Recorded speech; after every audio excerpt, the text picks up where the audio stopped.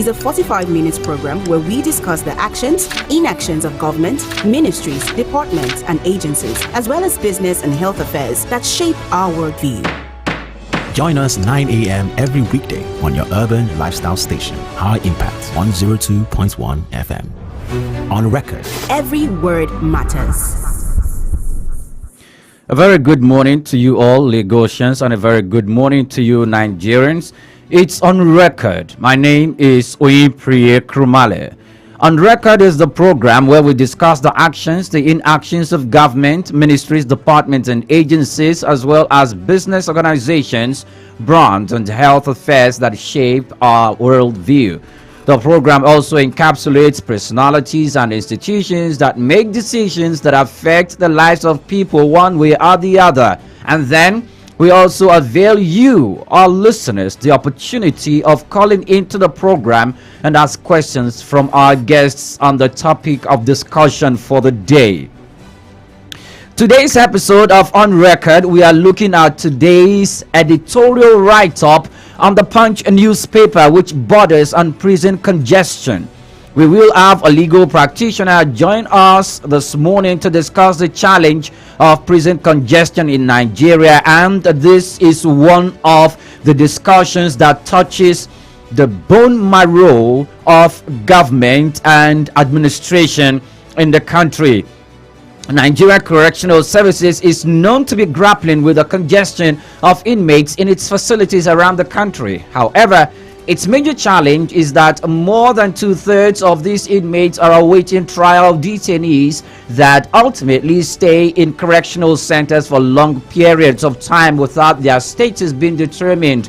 There is a growing body of research into ways to reduce the high incidence of prolonged detention of pretrial inmates in the country. Like I said earlier, we will be looking at prison congestion, but the Punch newspaper today on its editorial page talked about this issue. So let me take you and immerse you into what was written by the Punch newspaper as touching the editorial.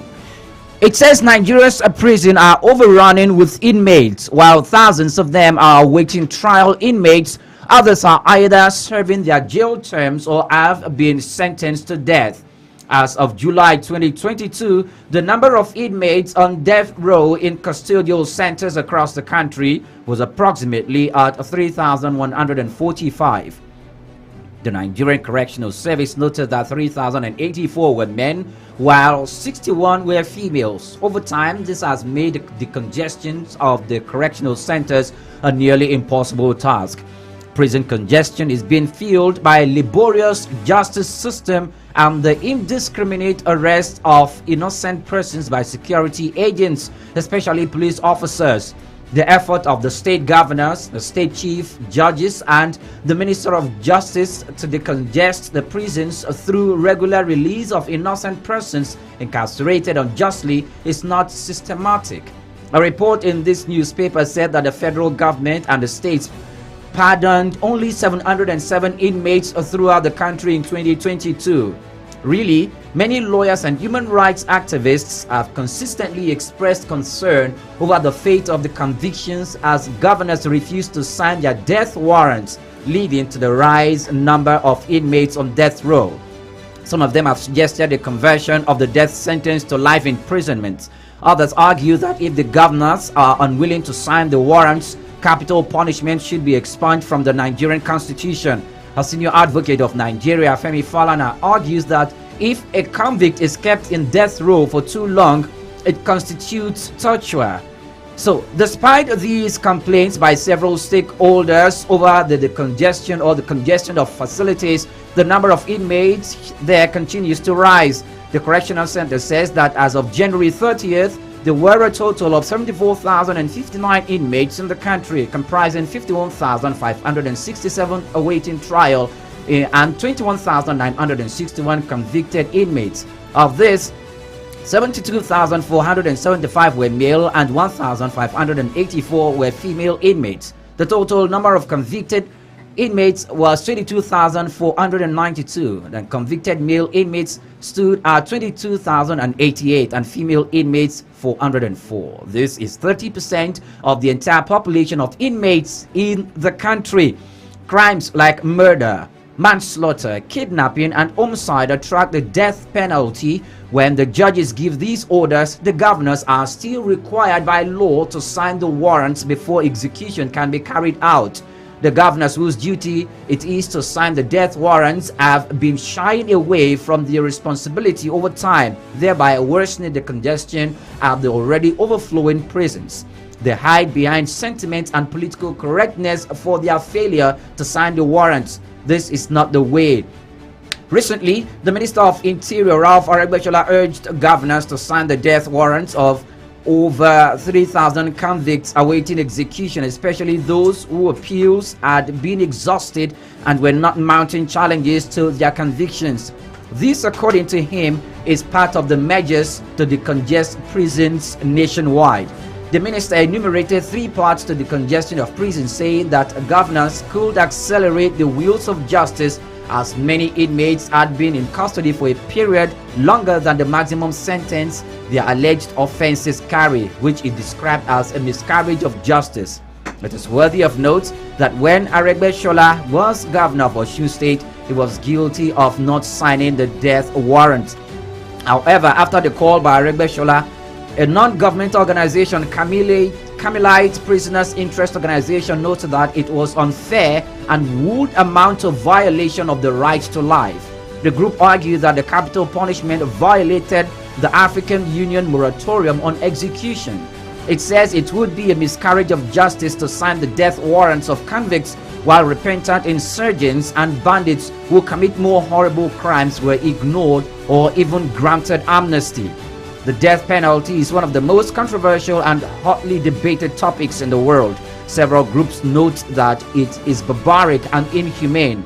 Opponents of the death penalty often equate it with murder, pointing out that it does not lower homicide rates and feel the end cannot justify the means, especially when individuals are wrongly convicted. The list of nations have abolished suspended capital punishment is growing, but Nigeria is yet to consider that, which means the onus is on the governors to do the needful. The Death Penalty Information Center says that more than 70% of the world's countries have abolished capital punishment in law or practice. In July 2022, Kazakhstan and Papua New Guinea are the latest countries to outlaw it. Their laws abolishing capital punishment went into effect on December 29, 2021 and January 22, 2022 respectively. Data from Amnesty International states that at the end of 2021, 108 countries and growing had abolished the death penalty in law for all crimes. 144 countries had abolished the death penalty in law or practice. 28 countries had effectively abolished the death penalty by not executing anyone in the past 10 years, and 55 countries still retain the death penalty for ordinary crimes. But proponents of the death penalty often view it as an unpleasant but necessary way to keep society safe from those who commit the most heinous crimes. Although a former governor, Sirake Dixon of Bayelsa State, and Governor Simon Lalong of Plateau State repeatedly stated that they would not fail to sign the death warrant of convicted kidnappers, there had been no record of them doing so. The only governor who in recent Nigerian history signed a death warrant was former governor of Edo State, Adams Oshiomhole. This was greeted with a lot of criticism from various quarters in the society. The Correctional Center says that the governors are faced with 3 options to sign the death warrants of those who have exhausted their rights of appeal, commute their death sentence to life imprisonment, or grant them pardon. Until Nigeria expunges Section 33, which legalizes the death penalty from the Constitution, governors will have to shun sentiments and summon the will to adopt the option.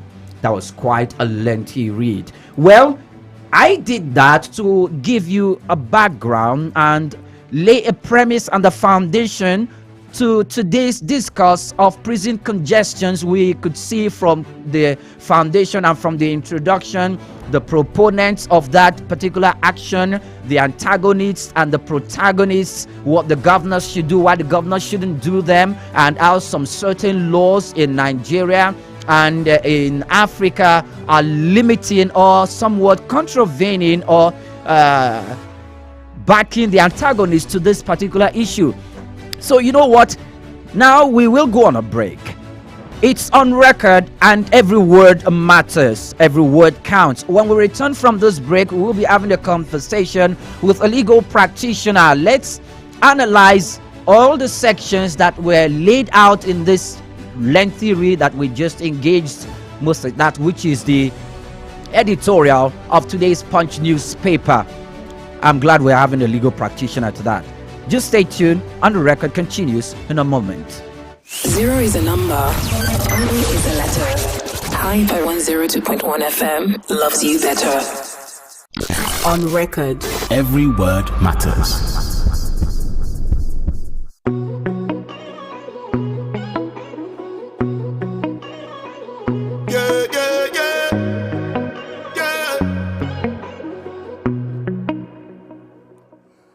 Just an ordinary paper chaser, living my life, I no get time for hater. Who go try me, let them see your face, ja, over me.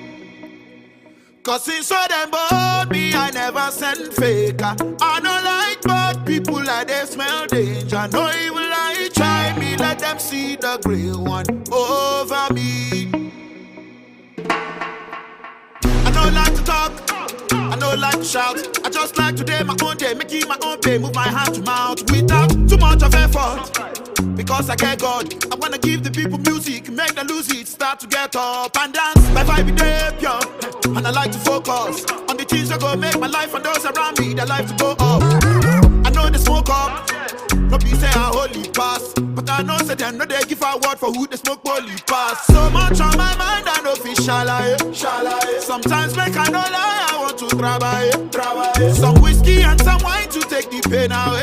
Every time I lie awake, this is what I pray and say. I am just an ordinary paper chaser, living my life, I don't get time for hater. Who go try me, let them see your face, draw over me. Cause since for them born me, I never send hater. I don't like bad people, like they smell danger. No even like find me, let them see the great one over me. Oluwa cover me, over me. From my enemy, over me. I don't get nobody over me. Oluwa cover me, Baba, you know, say me, I'm just a simple hustler. Do things on the low, my mistakes are not irregular. Anything I do now, make it be spectacular. Make your blessings shower me, do it on a regular. As I know like to bother nobody, make nobody bother me. If them shoot them Morocco my way, use a feather cover me. Cause I don't know them, but them know me. Cause I won't love them, but them show me. Them criticize and victimize and tell the lies, them show the signs, what them owe me. So much on my mind, I know it shalaye. Sometimes make I no lie, I want to trabaye. Some trophy and come Paris, take the pain away. Every time I lay away, this is what I pray and say. I am just an ordinary paper chaser, living my life, I don't get time for hater. Who go try me, let them see your face, draw over me. Cause since for them born me, I never send hater. I don't like bad people, like they smell danger. No even like find me, let them see the great one over me. Anybody will try to dig pit for me, I jump and pass. And if them want to get beef for me, no go last. Anybody will try to dig pit for me, I jump and pass. I jump and pass, jump and pass. Anybody will try to dig pit for you, jump and pass. And if them try to set leg for you, yeah, them try to dig pit for you, jump and pass, yeah, jump and pass, yeah, jump and pass. Oluwa cover me, from my enemy, over me. I don't get nobody over me. Oluwa cover me, Oluwa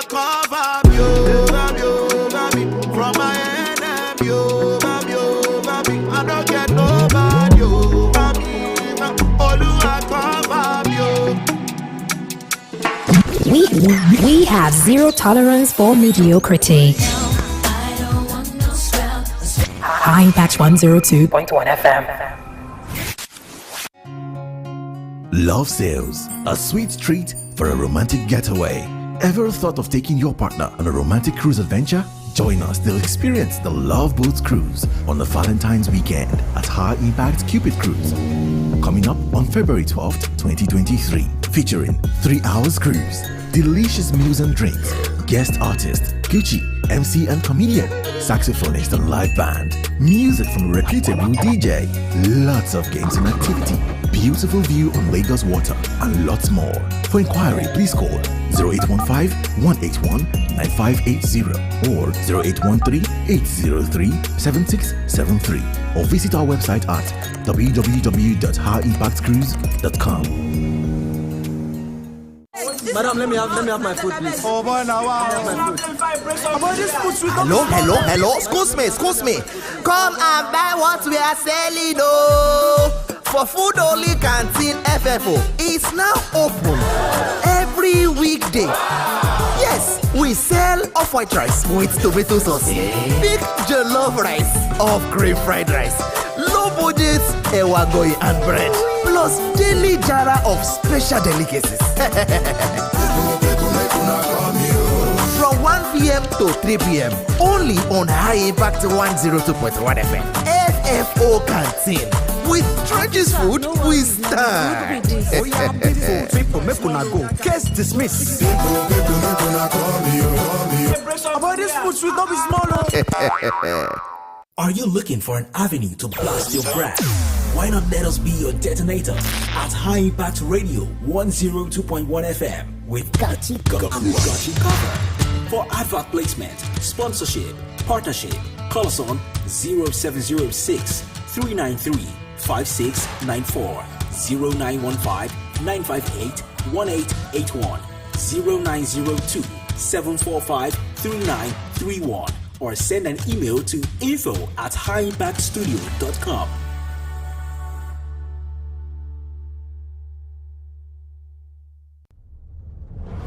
Beyond the everyday conversations,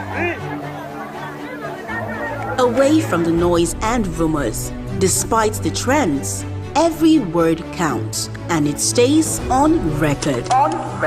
Every weekday, 9 a.m. on your urban lifestyle station, High Impact 102.1 FM. Call us 0700-1021-1021. WhatsApp 0907-224-5018. Welcome back and many thanks for joining us on the program. We have our legal practitioner Fred Nzeako joining us via phone call on the record this morning. Good morning, Barrister Fred, and welcome to the program on record. Good morning, thanks for having me. Good morning to our. Yes, sir. On record is a program where every word counts, and today we are talking about prison congestion in Nigeria, and we are focusing on that through the lens of the editorial on the page of the Punch newspaper this morning. Barrister Fred, I don't know if you have gone through that editorial. It says a lot about prison congestion. If you have, would you like to share your thoughts, please? Yes, Nigerian prisons are obviously very congested, unfortunately very congested, and the terrible part of it is that the prisoners themselves are not being treated like human beings on account of the congestion. Okay. You will recall that Nigeria has limited number of prisons. The expansion of prisons has not been done. More prisons, complexes have not been built. Meanwhile, the population is increasing, and the rate of crimes and criminality has increased, especially on account of the economic downturn in the country. Okay. In any country where the economy is not performing well, a lot of people tend to criminality, unfortunately so, and that calls for many people being put behind bars in the prison correctional centers. Okay. And on account of this, it is expected that the country that has good plans for its citizens should also have good plans for the prisoners, because the prisoners themselves are primarily citizens of the country, human beings that should have their rights respected, even though they are prisoners. They should be treated humanely and with a human face. But that is not what we are seeing in Nigeria. And that is one of the major reasons why our prison facilities are terribly congested.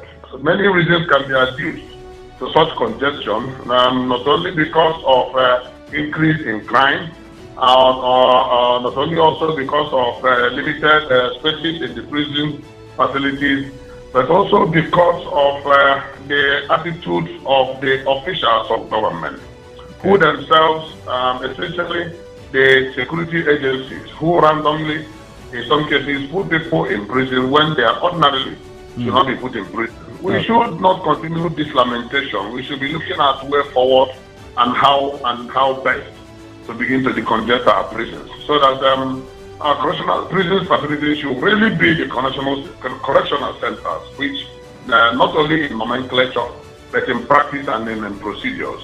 Okay. And we want to advocate that Nigeria must do something about all this hue and cry about prison congestion. Okay. And one of the most worrisome aspects of it is that the executive arm of government, especially at the state levels, are not doing what they should do. Okay. So many people are behind bars. They have gone through court trials. Some of them have been sentenced to death. But of course, you know that no prisoner who has been sentenced to death and who has exhausted the appeal and waiting hangman. Okay. No prisoner will be hanged or killed if the governors themselves do not sign the execution warrant. What we see today in Nigeria is that most governors, most if not all, do not want to sign the execution warrant. And without signing the execution warrant, the hangman cannot hang anybody. Okay. So when you now go to our correctional centers, especially the maximum security prisons, where damned inmates are kept, the number is increasing by the day, but people are not being hanged, people are not being killed. Barrister Fred, let me come in here. Most especially, what you just talked about, you mean the responsibility of governors who are required by law to append their signature or give assent to the warrant that will lead to that will empower the hangman to carry out the execution, who are not signing it. There has been other antagonism against it, that Nigeria is under the spell, or they are a party to some laws that hinders them from doing that. Even the fundamental human rights as enshrined in the Constitution of Nigeria says everyone has a right to life. So if we look at that part of having right to life, and that if a criminal is being sentenced to death and the governor appended his signature, it runs foul to that right that gave him life to live in the Constitution. Is that a tenable argument? The Constitution provides that every citizen has right to life. The same Constitution provides that when somebody commits crime of the type that will lead to death sentencing, that such a person should be executed.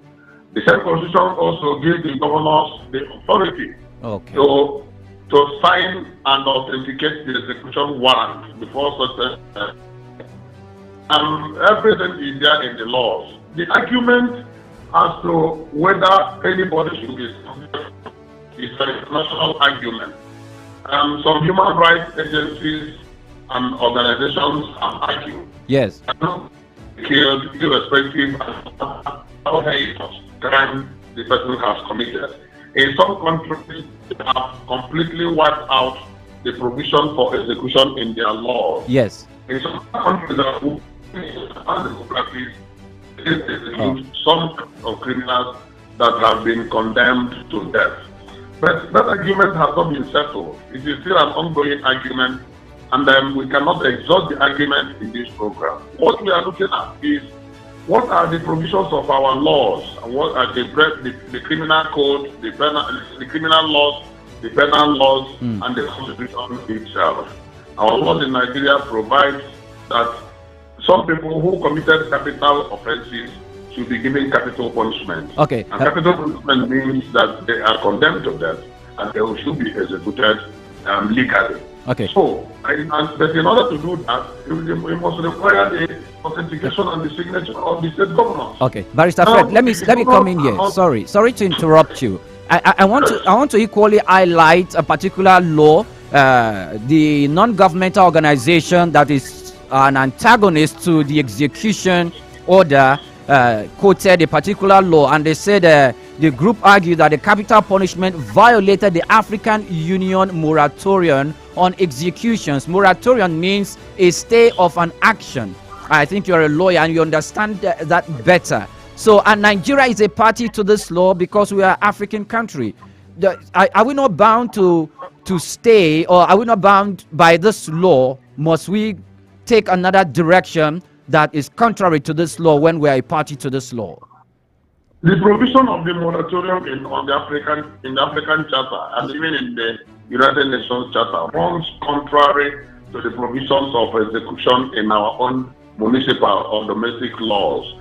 So, and that is why many non-governmental organizations have argued must implement these laws and know where we stand. If we are party to this or signatory to these international charters, we should implement them. And how do we implement them? We should domesticate them. And how do we domesticate them? We should expunge all provisions of execution in our domestic laws so that the conflict will no longer be there. And once we have done that, then the governors will no longer be required to sign the execution warrant and nobody eventually will be executed. And that means the maximum sentencing that can be given to any criminal or accused person will be life sentence. That means to finish the person's life in prison custody. Okay. But that is not the situation, because that's where we have the conflict, what we call the conflict of laws. Okay. There's a major conflict of laws between our municipal law and international conventions to which Nigeria is. But which of these laws is superior, Barrister Fred? When we talk about superiority of these laws, which one do we hold higher than the other?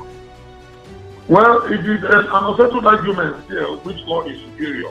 Some protagonists believe that this, based on the sovereignty of nations, the doctrine of sovereignty of nations provides that a country's law should be superior in its implementation in the country.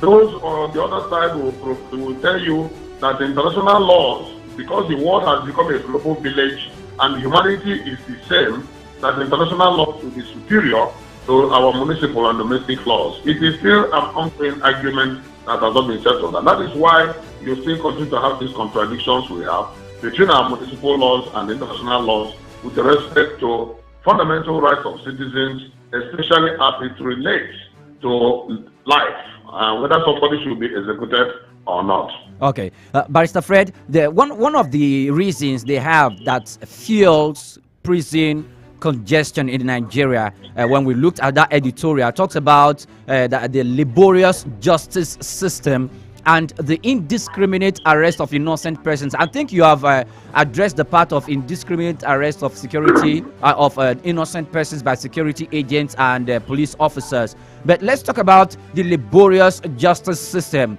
Barrister Fred, this concerns you professionally because you're a lawyer, and when we talk about this, we are talking about the legal system in Nigeria and how this system has not really contributed its own quota to make sure that to smoothen the process of the congesting the Nigerian prison system. In what way can the judicial arm of government work to smoothen things out? One of the measures judiciary will have is to fast forward and fasten the process of trial of any accused person. That is one. The second aspect is the grant of pardon mostly by the Chief Justice of the state. Okay. Once in a while they go around the prisons, bring out the records of the inmates, and those of them who have committed minor offences and are still in custody should be pardoned. Some of them are also even awaiting trial and have not been brought to court on account of inadequate facilities available to the prison authorities to bring them before the court of law for speedy trial. Yes. And that's why the judiciary can only assist through the Chief Justice of the state by granting pardon to some of these people. Also, the governors have what we call prerogative of mercy at the Senate. Yes. The governors can as well grant pardon. So the only aspect where the judiciary will help is to work in tandem with the Chamber Association and other non-governmental organizations who will go down to the prisons, bring out the files of almost all the inmates, look into their files, look into their cases and their accusations, and not the ones that are minor and the people that are not still supposed to be there, and they should all be released to freedom. And most importantly, the correctional centers should not be centers of condemnation, they should be centers of correction. That way, we should have respected the fundamental rights of the citizens, which requires decent living and the decent treatment as human beings. Okay, Barrister Fred, when we're talking about the prerogative of the state chief executives or the central government in granting amnesty and in pardoning crimes, from the editorial we have it that 707 inmates in 2022 were enjoyed the pardon either from the state or from the federal government. What criteria is used to measure a prisoner to qualify him to grant him amnesty? The reason why I'm asking this question is because there is a contention even in that editorial that those who are not supposed to enjoy amnesty, terrorists who have carried out plans, heinous crimes against the state, where some of them enjoyed amnesty last year, some of them were granted amnesty last year. And if that happens, what about those who committed a lesser crime? So how do we marry these contradictions together? That is a challenge that we face in Nigeria, and these are that's one of the major things that has kept Nigeria as an underdeveloped country. Because when we talk about underdevelopment, we are not only talking about economic underdevelopment or underdevelopment of the physical infrastructure.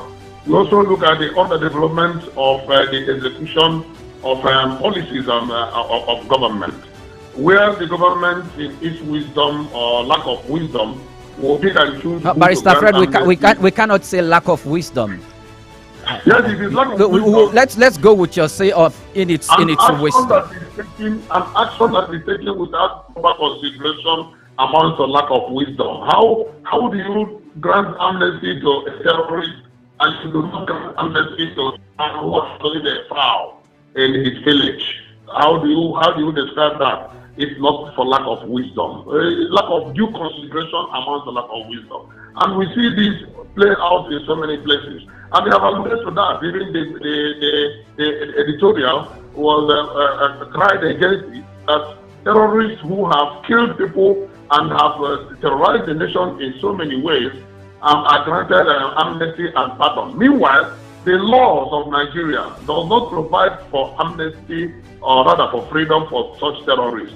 But the government, again, I repeat, it is lack of wisdom. Barrister Fred, but they all committed an offense. They both the criminal and the terrorists, irrespective of the crime, committed a crime against the state or committed a crime in the first place. Our laws have graduated offenses. There are the ones you call misdemeanor, there are the ones you call felony, and there are the ones you call capital offenses. If the laws did not graduate such offenses, then it would have been a different thing. All offenses are not the same, and you cannot prove to any man that a man who is a terrorist has committed the same quantum of crime with a man who has stolen a goat at the backyard of his neighbor. So there are different levels of criminality, and that is why there are different levels of sentencing and different levels of treatment even in the correctional centers. Okay. Those who have committed an attack.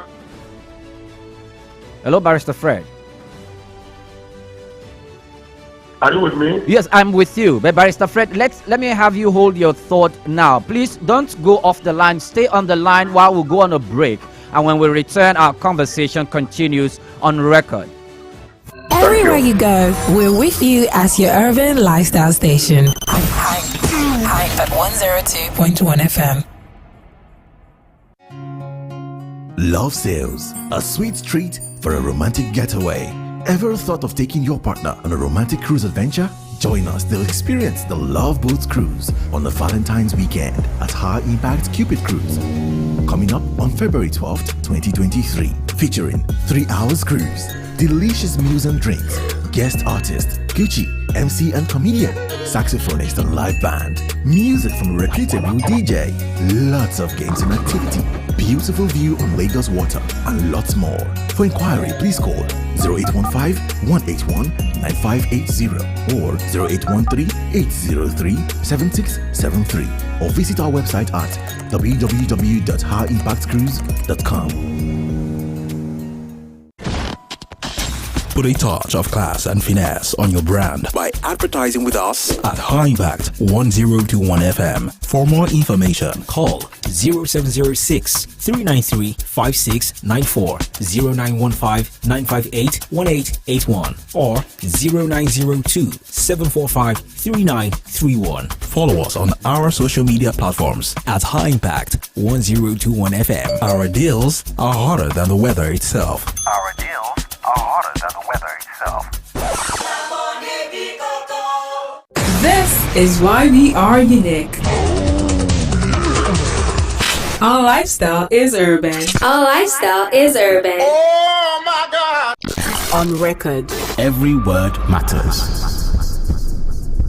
Welcome back, and many thanks for joining us on record this morning. I'm still having conversation with Barrister Fred Nzeako, and we are looking at the editorial on the Punch newspaper, which borders on prison congestion and the roles that the government and in the different stratas, the executive organ of government, at the center or at the subnational level, and the the judiciary and the roles they're supposed to play, which is the legal system, and to make sure that this discourse about prison congestion is smoothened out. Barrister Fred, are you still with me? I'm here with you. Thank you very much for joining us on record this morning.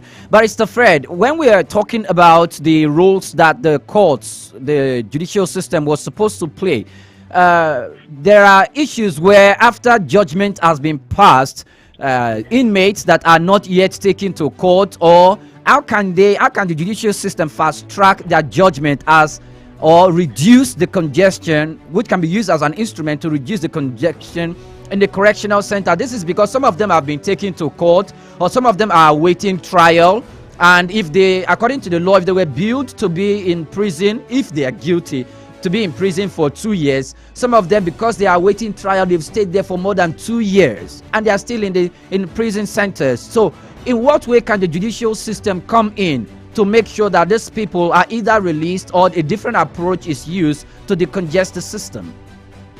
The power of arrest of any felon lies in the hands of the executive, acting through the security agencies of the executive, the police, the SSS, the Navy, the Air Force, the Custom, whatever. All the military and paramilitary organizations in Nigeria, they have the power to arrest a felon. And once the felon is arrested, the law provides that the felon should be taken to court to have his day in court through fair trial. And that is where the executive has its responsibility to bring the felons to court. It's only when the fellow comes to court that the judiciary takes over. And then when the fellow is going through trial, the duty of the judiciary is to fast forward the trial.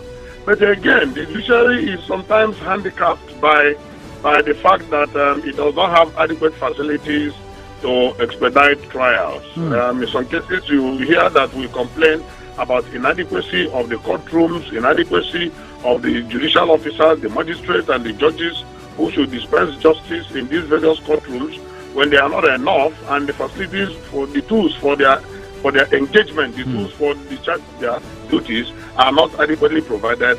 All these things lead to delay in administration of criminal justice system. Okay.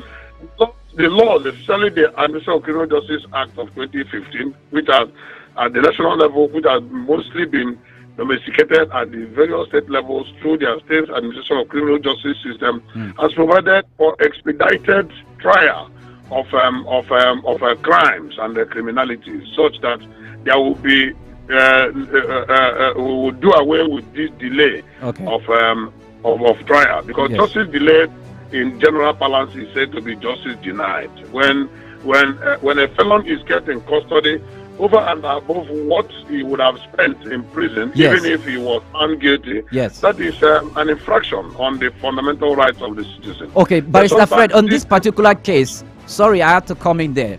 On this particular case, can the person who is being incarcerated sue the government? Why do the persons have to pay for the inefficiency of the administration of the prison system? Well, the person should first sue himself by asking himself, why did he commit the crime? But but the powers have been given to the government to try it, and if the excuse on the part of the government is the lack of availability of facility, it's no longer the call of the prisoner, who according to the law is still innocent until proven guilty by a court of law. Whenever there is a failure of administration, whenever there is a failure of deliverance of good governance and deliverance of expedited of justice, the citizenry bear the brunt. It is a collateral damage on the side of the citizen. On the citizen and not the government. The collateral damage against the citizen for failure of government to do its work. And who is the government? The government is still of the citizens. So that is why when we talk about the citizenry being part and parcel of what is going on, these are part of the things that we talk about.